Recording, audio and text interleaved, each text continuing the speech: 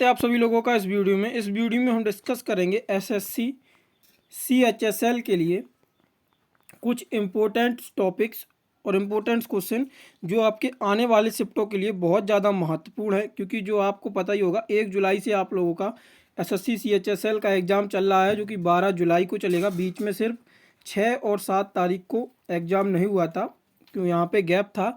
बाकी सारे दिन 1 जुलाई से 12 जुलाई तक आपका एग्ज़ाम चलेगा। तो आपकी आने वाले शिफ्टों के लिए ये प्रश्न इम्पोर्टेंट हैं, क्योंकि 1 जुलाई से लेके 5 जुलाई तक जो भी ट्रेंड रहा है जीके जीएस का, उसी के आधारित पे ये वीडियो बनाया जा रहा है, जिससे आपके आने वाले शिफ्टों में कम से कम 4 से 5 क्वेश्चन इस वीडियो से आप लोगों को वहाँ पे देखने को मिल सकें। जितने ज़्यादा क्वेश्चंस इस वीडियो से आएंगे उतना ही आप लोगों के लिए हेल्पफुल रहेगा। तो ये वीडियो आप लोगों के आने वाले शिफ्ट के लिए बहुत ज़्यादा इम्पोर्टेंट है। पूरा वीडियो आप लोग ज़रूर देखिएगा। और आप लोगों को बता दें, जो आप लोगों का रिव्यू है 1 से 5 जुलाई का, वो आप लोग उसको भी ज़रूर देखिएगा, क्योंकि आने वाले शिफ्टों में वहाँ से आप लोगों को प्रश्न रिपीट होते मिलेंगे। तो चलिए देखते हैं इस वीडियो में। पहला टॉपिक हमारा रहेगा गरीबी आकलन हेतु प्रमुख समितियां और उनके सुझाव क्या थे। तो 1971 में हम यहाँ पे समिति और डेट देखेंगे। सुझाव से कोई मतलब नहीं है, इतना ज़्यादा ना पूछा गया है। तो 1971 में जो था वो BM डांडेकर और N रथ समिति थी। इसका सुझाव क्या था? गरीबी रेखा का मानदंड उस खर्च पर आधारित होना चाहिए जो ग्रामीण तथा शहरी क्षेत्रों में प्रतिदिन 2250 कैलोरी प्रदान करे। तो BM डांडेकर और N रथ समिति ये कब आई थी? तो 1971 में। तो हमने और जो अलग समिति थी 1979 की, उसका सुझाव क्या था? ये पोषण संबंधी था। पोषण संबंधी आवश्यकताओं उपभोग के आधार पर ग्रामीण और शहरी क्षेत्रों में गरीबी रेखा का निर्माण किया और आने वाले वर्षों में मुद्रास्फीति के मूल स्तर पर ध्यान रखा जाए।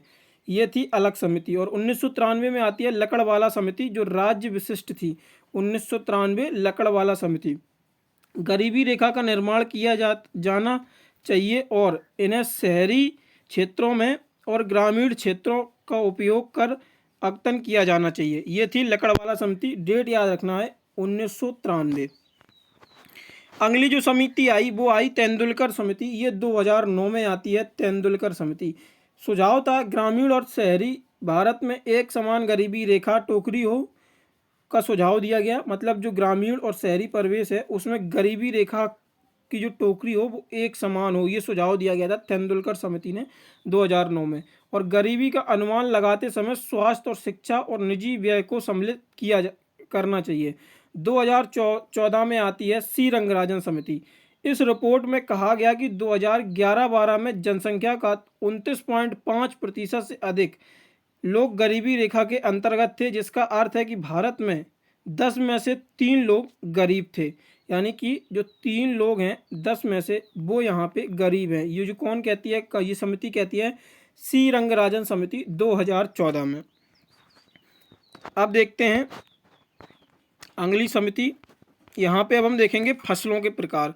तो ये आपकी प्रमुख समितियाँ थीं। इनका आप लोग स्क्रीनशॉट ले सकते हैं, या हम ये PDF आप लोगों को टेलीग्राम ग्रुप पे प्रोवाइड करा देंगे। तो वहाँ से आप लोग इसको डाउनलोड कर लीजिएगा PDF, जिससे एक बार आप फिर से इसको रिवाइज कर सकें। फसलों के प्रकार, क्योंकि आप लोगों की जो एग्ज़ाम हुए थे वहाँ पे रबी फसल, खरीफ फसल और जायद फसल से प्रमुख फसलें पूछी जा रही थी, तो मैंने ये टॉपिक इसलिए यहाँ पे लिया है। तो फसलों के प्रकार आप लोगों को पता ही होंगे, मुख्यतः 3 होते हैं, रबी, खरीफ और जायद। रबी यह अक्टूबर से दिसंबर में बोई जाती है और गर्मियों के अप्रैल से जून तक काटी जाती है। इम्पोर्टेंट है, इस चीज़ को याद रखना है। रबी कब बोई जाती है? अक्टूबर से दिसंबर तक। और रबी की फसल काटी कब जाती है? तो अप्रैल से जून तक ये काटी जाती हैं। प्रमुख फसलें इसमें क्या आती हैं? तो इसमें गेहूं, जौ, आलू, चना, मसूर, अलसी, मटर, सरसों, ये हैं रबी की फसलें। खरीफ की जो है वो जून जुलाई में बोई जाती हैं और अक्टूबर महीने के आसपास ये काटी जाती है। इनमें से प्रमुख फसल क्या है? खरीफ की फसल में धान है, मक्का, ज्वार, बाजरा, मूंग, मूंगफली, गन्ना, ये आपकी खरीफ की फसलें हैं। जायद फसलें जो हैं आपके खरीफ और रबी के मध्य में उपजाई जाती हैं। इनके प्रमुख जो फसल है, इसमें जो फसलें होती हैं वो ज़्यादातर सैलेड वाली फसलें होती हैं। ककड़ी, खरबूजा, खीरा और हरी सब्जियां इत्यादि अरबी इसमें ही आता है। ये जायद की फसल होती है, ये रबी और खरीफ के बीच में बोई जाती है। तो ये थी आपकी तीनों फसलें। अब हम देखेंगे सेंसस। जो सेंसस परमानेंट 2 से 3 क्वेश्चन देखने को मिले हैं इससे आपको, तो यहाँ से ये इतना सेंसस पर्याप्त है, इससे बाहर क्वेश्चन नहीं जाएगा। यहाँ पे हम देखेंगे सब सर्वाधिक जनसंख्या घनत्व के हिसाब से राज्य देखेंगे तो सबसे ज़्यादा किसका है, तो पहला बिहार का आता है 1106 व्यक्ति वर्ग किलोमीटर। डाटा याद रखना है क्योंकि डाटा डायरेक्ट पूछा गया है शिफ्टों में आपके। पश्चिम बंगाल का कितना आता है, तो 1028 प्रति व्यक्ति वर्ग किलोमीटर। और भारत का घनत्व कितना है, तो 382 वर्ग। जनसंख्या घनत्व के हिसाब से देखें तो इसमें बिहार आपका पहले नंबर पर, दूसरा पश्चिम बंगाल, और ओवरऑल इंडिया का अगर देखा जाए तो 382 व्यक्ति प्रति वर्ग किलोमीटर है। न्यूनतम जनसंख्या घनत्व वाला तो अरुणाचल प्रदेश है 17 व्यक्ति प्रति वर्ग किलोमीटर। दूसरे नंबर पर आता है मिजोरम आपका, जो कि है 52 व्यक्ति प्रति वर्ग किलोमीटर। सर्वाधिक जनसंख्या घनत्व वाले केंद्र शासित प्रदेशों की बात करें तो इसमें आपका आता है दिल्ली, जिसमें 11,320 व्यक्ति प्रति वर्ग किलोमीटर। और इसके बाद है अंडमान एंड निकोबार 46 व्यक्ति वर्ग किलोमीटर। अधिकतम लिंग अनुपात तो पहले नंबर पर केरला 1084 और दूसरे नंबर पर तमिलनाडु आता है 995। न्यूनतम लिंग अनुपात तो यहाँ पे हरियाणा है 879 और जम्मू कश्मीर है 889। सर्वाधिक लिंग अनुपात केंद्र शासित प्रदेशों में तो पुदुचेरी का है कितना 1037। और न्यूनतम लिंग अनुपात किस केंद्र शासित प्रदेश का है, तो 618 दमन एंड द्वीप। भारत का लिंग अनुपात कितना है 943 और दमन एंड द्वीप का न्यूनतम लिंग अनुपात कितना है, तो 618। ये केंद्र शासित प्रदेश है जिसका न्यूनतम लिंग अनुपात है 618। सर्वाधिक साक्षरता दर देखी जाए तो केरल की 94% है और मिजोरम की 91.3% है। और न्यूनतम जनसंख्या वाले राज्यों में बात की जाए तो यहाँ पे बिहार आता है 61.8% और अरुणाचल प्रदेश आता है 65.4%। इसके बाद आती है सर्वाधिक साक्षरता दर। अब हम देखेंगे यहाँ पे सर्वाधिक साक्षरता दर वाले केंद्र शासित प्रदेश, तो इसमें नाम आता है लक्षद्वीप का 91.8% और न्यूनतम साक्षरता दर तो दादर एवं नगर हवेली 76.2%। स्त्री और पुरुष साक्षरता दर में सर्वाधिक अंतर किस राज्य में है, तो ये राजस्थान में। ये आपका दूसरी शिफ्ट में पूछा गया था CHSL के 2 जुलाई के और 4 जुलाई के पहली और चौथी शिफ्ट में ये प्रश्न पूछा गया था आपका। सर्वाधिक स्त्री और पुरुष साक्षरता दर में अंतर किस राज्य में है सबसे ज़्यादा, तो वो राज्य होगा कौन सा आपका, राजस्थान। इसके बाद हम देखते हैं यहाँ पे जनसंख्या के हिसाब से जो इम्पोर्टेंट फैक्ट बन सकते हैं। भारत में जनगणना की शुरुआत 1872 में मियो के कार्यकाल में हुई थी। नियमित रूप से जनगणना कब से हुई, तो 1881 से हुई। और विश्व में सर्वप्रथम जनगणना कराने का श्रेय किसको जाता है, तो स्वीडन को, जो कि 1749 में स्वीडन ने सर्वप्रथम जनसंख्या कराई थी। जो जनसंख्या कराता है उसका सर्वोच्च अधिकारी कौन होता है, तो registrar general and sensor commissioner of India ये जनगणना का सर्वोच्च अधिकारी होता है। और जनगणना 2011 का स्वतंत्र भारत की ये कौन सी जनगणना थी, 2011 की, तो ये 7वीं जनगणना थी 2011 की स्वतंत्र भारत की। 2011 के आंकड़ों के अनुसार भारत की जनसंख्या कितनी थी, तो 121 करोड़ लगभग, जो कि विश्व की कुल 17.5% है। और यहाँ पे अगला फैक्ट देखते हैं। 2011 की जनगणना के अनुसार SC की लगभग जनसंख्या 20 करोड़ है और सबसे ज़्यादा SC की जनसंख्या वाला राज्य कौन सा है, उत्तर प्रदेश। और उत्तर प्रदेश की एक बात और बता दें आप लोगों को, सबसे ज़्यादा ग्रामीण आबादी भी उत्तर प्रदेश में ही है। और 2011 में ST की जनसंख्या लगभग 10 करोड़ थी। सबसे ज़्यादा ST वाला राज्य कौन सा है, तो वो होगा मध्य प्रदेश। और सबसे ज़्यादा SC वाला राज्य कौन सा है, तो वो होगा आपका उत्तर प्रदेश। 10 की वृद्धि की बात करें तो 2001 से 2011 के दौरान भारत की जनसंख्या की जो वृद्धि दर थी वो 17.64% थी। और वर्ष 2001 में यह लगभग 21.25% थी। अगला देखते हैं यहाँ पे नगरीय जनसंख्या। 2011 के जनगणना के अनुसार देश की कुल जनसंख्या में गरीब नागरिक की जनसंख्या कितनी थी, तो 31.2% थी, जबकि ग्रामीण कितनी थी तो 68.8%। और राष्ट्रीय जनसंख्या नीति 2000 के अंतर्गत जनसंख्या में स्थिरता प्राप्त करने का लक्ष्य कब तक प्राप्त किया गया है, जो 2045 से 2070 कर दिया गया है। और सर्वाधिक जनसंख्या वाले राज्य कौन से हैं, तो उत्तर प्रदेश पहले स्थान पर आता है 20 करोड़, महाराष्ट्र 11 करोड़ और बिहार 10 करोड़। ये 2011 के जनगणना के अनुसार है। ये सेंसस का जो डाटा हम आपको बता रहे हैं, ये इतना डाटा पर्याप्त है। कितना भी डीपली सेंसस पूछे, इससे बाहर डाटा नहीं जाएगा, ये मेरी गारंटी है आप लोगों से। इसके बाद हम देखें न्यूनतम जनसंख्या वाले राज्य। तो न्यूनतम जनसंख्या वाले राज्यों में बात करें तो पहले स्थान पर आता है सिक्किम लगभग 6 लाख और दूसरे स्थान पर आता है मिजोरम 10.97 यानी कि 10,97,000 लोग। और केंद्र शासित प्रदेशों में बात करें तो सर्वाधिक जनसंख्या किसकी है, तो ये दिल्ली की है। और न्यूनतम जनसंख्या किसकी है, तो ये लक्षद्वीप की है। और 10 की वृद्धि में बात करें तो सबसे ज़्यादा 10 की वृद्धि किसकी हुई, तो मेघालय की 27.8%। और इसके बाद दूसरे नंबर पर आएगा आपका अरुणाचल प्रदेश लगभग 36%। और 10 की गिरावट में सर्वाधिक राज्य कौन सा है, तो नागालैंड माइनस के 0.6% और केरल में 4.9%।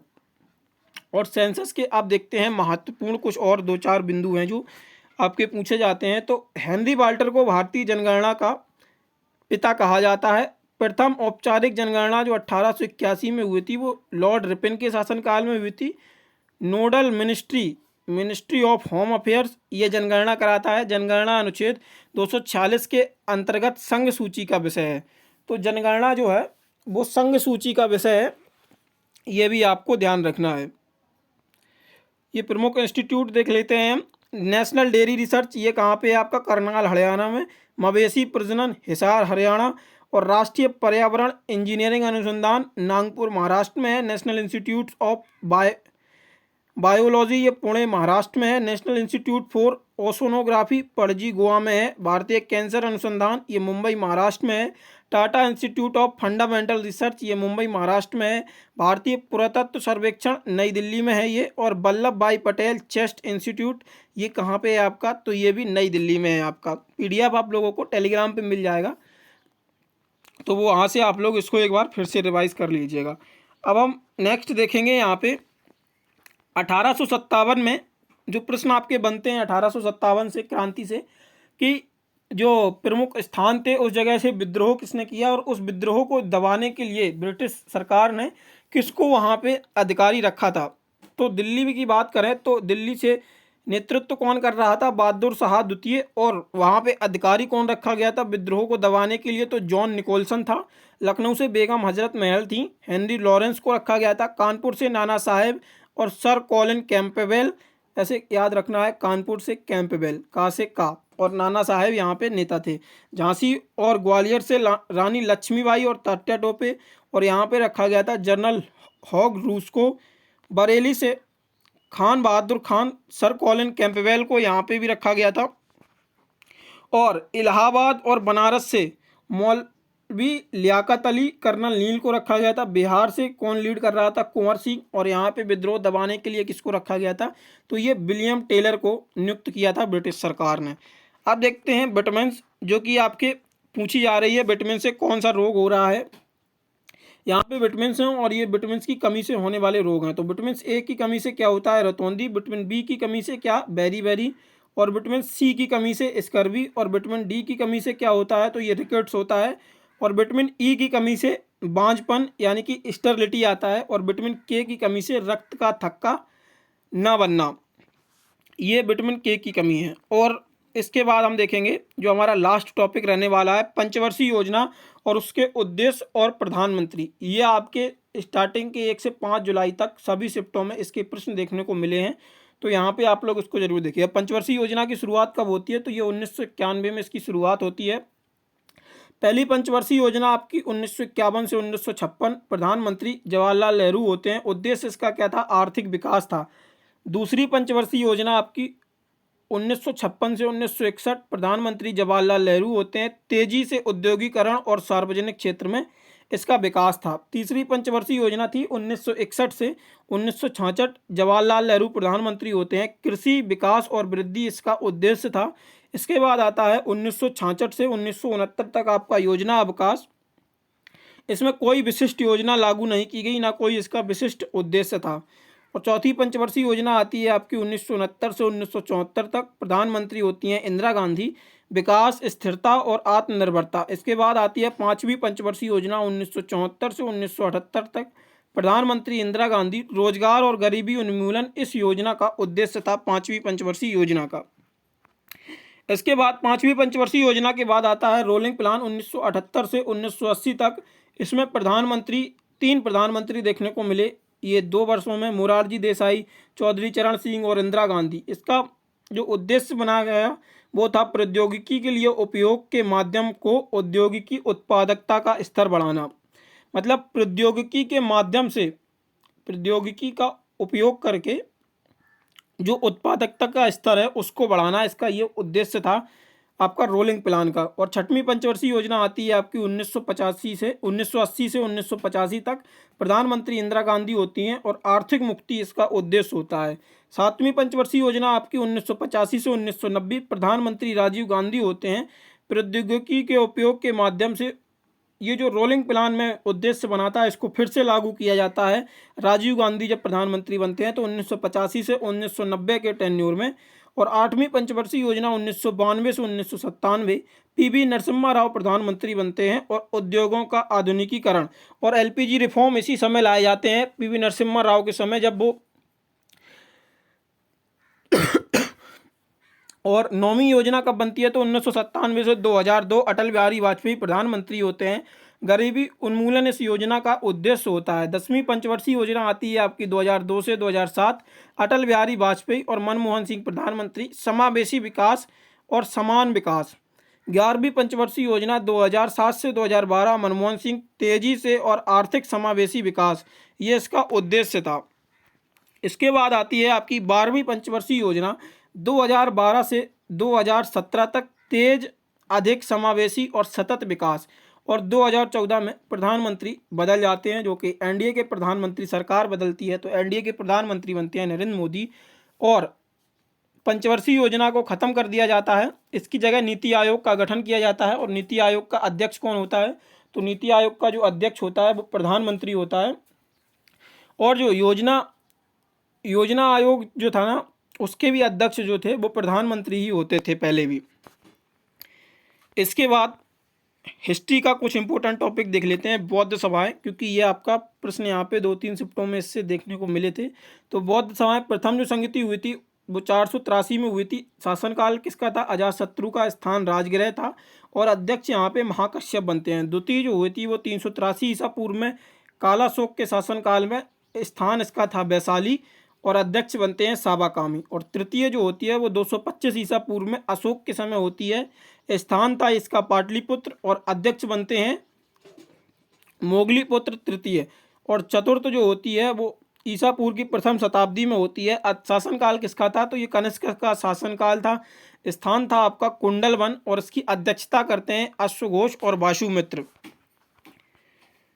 और ये प्रमुख विद्रोह, सन्यासी विद्रोह की जगह क्या थी तो बंगाल और बिहार में सन्यासी विद्रोह हुआ था। और संथाल विद्रोह बंगाल और बिहार में। नील आंदोलन बंगाल में। फकीर विद्रोह ये आपका कहाँ पे हुआ था तो ये आपका हुआ था बंगाल में। पावना विद्रोह ये आपका पावना बंगाल में हुआ था। तोबांग आंदोलन ये भी आपका बंगाल में हुआ था। और फरियाजी आंदोलन तो ये भी आपका बंगाल में हुआ था। अगला आता है चुआरो विद्रोह। चुआरो विद्रोह बंकुड़ा का स्थान है जो बंगाल, वहाँ पे इसकी शुरुआत हुई थी। तो ये थे आपके आने वाले शिफ्टों के लिए कुछ इम्पोर्टेंट्स डाटा और फैक्ट्स जो आपको देखने को मिल सकते हैं और रिपीट भी हो सकते हैं। आप लोगों को बता दें 1 से 5 जुलाई के जो रिव्यू डले हैं CHSL के, वो आप लोग ज़रूर उनको देख लीजिएगा, क्योंकि वहाँ से भी प्रश्न आपको लोग देखने को मिल सकते हैं। और बाकी इस PDF को प्राप्त करने के लिए आप लोग हमारे टेलीग्राम चैनल को ज्वाइन कर सकते हैं। इसका लिंक आप लोगों को डिस्क्रिप्शन में मिल जाएगा। और हमने 1 से 5 जुलाई तक के जो रिव्यू हुए थे वो सारे क्वेश्चंस एक साथ कंपाइल करके MCQ फॉर्मेट में उनका टेस्ट वेबसाइट पर अवेलेबल करा दिया है। वेबसाइट का लिंक भी आप लोगों को डिस्क्रिप्शन में मिल जाएगा, नहीं तो आप गूगल पे सर्च कर सकते हैं www.ghantajob.com CHSL रिव्यू। तो वहाँ पे आप लोगों को MCQ फॉर्मेट में और वन लाइनर फॉर्मेट में क्वेश्चन देखने को मिल जाएंगे, तो वहाँ से आप लोग वो प्रश्न भी देख सकते हैं। धन्यवाद।